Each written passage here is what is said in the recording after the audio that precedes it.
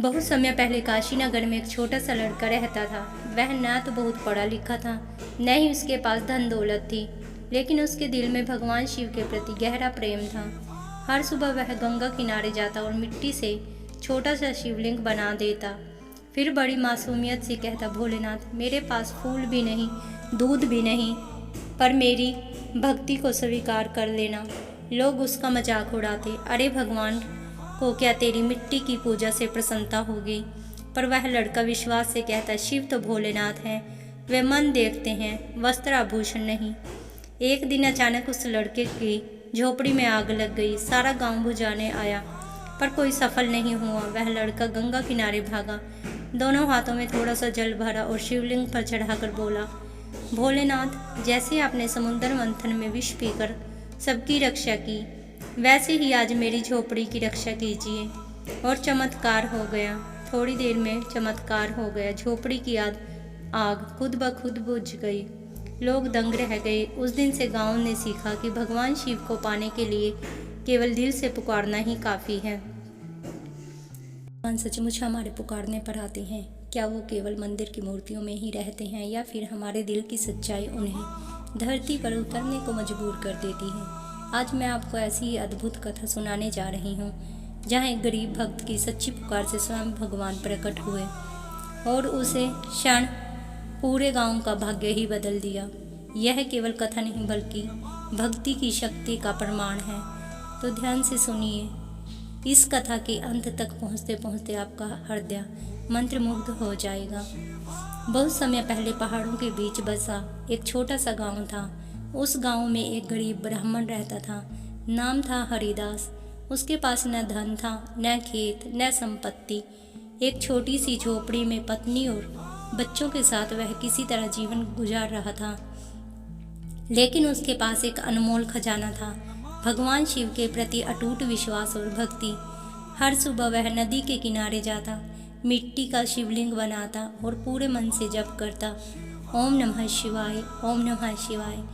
गांव के लोग उसका मजाक उड़ाते। कोई कहता, हरिदास, तेरे पास खाने को अनाज नहीं और भगवान का नाम जपता रहता है। कोई हंसकर कहता, अरे भगवान कभी तेरे झोपड़े में आने वाले नहीं। हरिदास बस मुस्कुरा देता और शांत स्वर में कहता, भाइयों, भगवान कहीं बाहर नहीं है, वे हमारे दिल में रहते हैं। सच्चे मन से पुकारो तो वे अवश्य सुनते हैं। समय बीतता गया। एक वर्ष गांव में भयंकर अकाल पड़ा। कई महीनों तक वर्षा नहीं हुई। तालाब सूख गए, खेत बंजर हो गए। लोग अनाज और पानी के लिए तरसने लगे। भूख प्यास से बच्चों की रोने की आवाज़ें पूरे गांव में गूंजने लगी। लोग मंदिरों में जाकर पूजा करते, लेकिन उनका मन शुद्ध नहीं था। कोई दिखावे के लिए फूल चढ़ाता, कोई बस भगवान से धन मांगता, परंतु सच्ची भक्ति किसी के दिल में नहीं थी। तभी गांव के बुजुर्ग लोग हरिदास के पास पहुंचे और बोले, हरिदास, तुम सच्चे भक्त हो, हमारी मदद करो। तुम भगवान से प्रार्थना करो कि हमें इस संकट से मुक्ति मिले। हरिदास ने हाथ जोड़कर कहा, भगवान तो सबके हैं, यदि हम सच्चे दिल से पुकारें तो वे अवश्य सुनेंगे। मैं आज रात उपवास करूंगा और पूरे गांव के लिए प्रार्थना करूंगा। रात का समय हुआ। हरिदास ने अपने झोपड़े के बाहर दीपक जलाया, मिट्टी का शिवलिंग बनाया और आसमान के नीचे बैठकर निरंतर जप करने लगा, ओम नमः शिवाय, ओम नमः शिवाय। उसकी आंखों से आंसू बह रहे थे। वह भगवान से कह रहा था, प्रभु, मुझे अपने लिए कुछ नहीं चाहिए, लेकिन मेरे गांव के बच्चे भूखे प्यासे हैं, कृपा करके इन्हें बचा लीजिए। गांव के लोग दूर से यह दृश्य देख रहे थे। रात गहराती गई। तभी अचानक वातावरण में दिव्य प्रकाश फैलने लगा। मंद बंद घंटियों की ध्वनि सुनाई दी। हरिदास ने आंखें खोली तो देखा, सामने स्वयं भगवान शिव खड़े हैं। जटाओं से गंगा प्रवाहित हो रही है, गले में सर्प है, हाथ में त्रिशूल है और आंखों में करुणा की अमृत धारा बह रही है। भगवान शिव ने मधुर स्वर में कहा, वत्स हरिदास, तेरी भक्ति ने मुझे यहाँ आने पर विवश कर दिया। बता, तुझे क्या चाहिए? हरिदास रोते हुए बोला, प्रभु, मुझे अपने लिए कुछ नहीं चाहिए। मेरे गांव के लोग दुखी हैं, कृपा कर इनकी रक्षा कीजिए। भगवान शिव मुस्कुराए और बोले, तेरी निस्वार्थ भक्ति से मैं प्रसन्न हूँ। आज से इस गांव में कभी भी अन्न और जल की कमी नहीं होगी। इतना कहते ही शिवजी ने अपने त्रिशूल से भूमि को स्पर्श किया।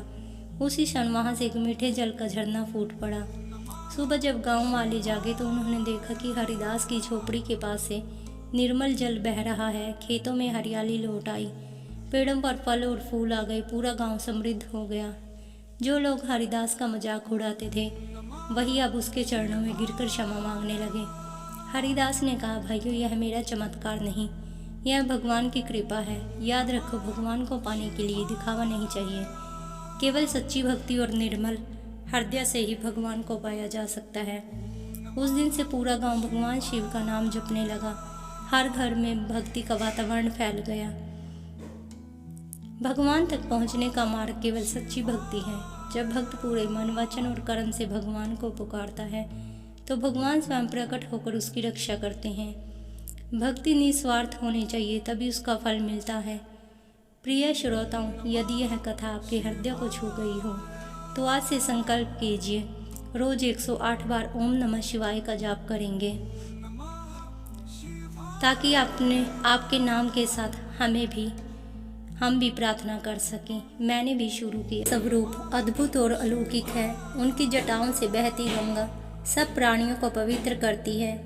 चंद्रमा उनके मस्तक को शोभायमान करती है। उनके गले में लिपटे सर्प संसार को यह संदेश देते हैं, जहाँ भय होता है वहाँ शिव ही सुरक्षा है।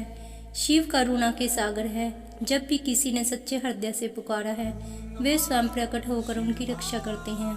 वे केवल देवताओं के नहीं बल्कि असुरों और पापियों तक के भी शरणदाता हैं। समुद्र मंथन के समय जब विष निकला तो पूरे ब्रह्मांड की रक्षा के लिए उन्होंने स्वयं वह हलाहल पी लिया। इसलिए उन्हें नीलकंठ भी कहा जाता है। शिव योगेश्वर हैं। कैलाश पर्वत पर विराजमान होकर वे ध्यानावस्था में रहते हैं। वे हमें सिखाते हैं कि संसार का सुख दुख क्षणभंगुर है, परंतु ध्यान और भक्ति अमर है। शिव का स्मरण मन को शांति देता है और आत्मा को मोक्ष की ओर ले जाता है। शिव भक्तों के इतने निकट है कि उन्हें भोलेनाथ कहा जाता है। वे केवल एक बेलपत्र, एक लोटा जल और एक सच्चे मन से प्रसन्न हो जाते हैं। जहाँ अन्य देवताओं तक पहुँचने के लिए कठोर नियम चाहिए, वहीं शिव जी केवल प्रेम और सच्चाई पर ही प्रसन्न हो जाते हैं। ओम नमः शिवाय। ओम नमः शिवाय। अगर यह कथा आपको अच्छी लगी हो तो कृपया चैनल को लाइक, सब्सक्राइब और कमेंट जरूर करें। भक्ति का यह संदेश जितना फैलेगा उतनी ही जल्दी हर घर में भगवान की कृपा बरसेगी।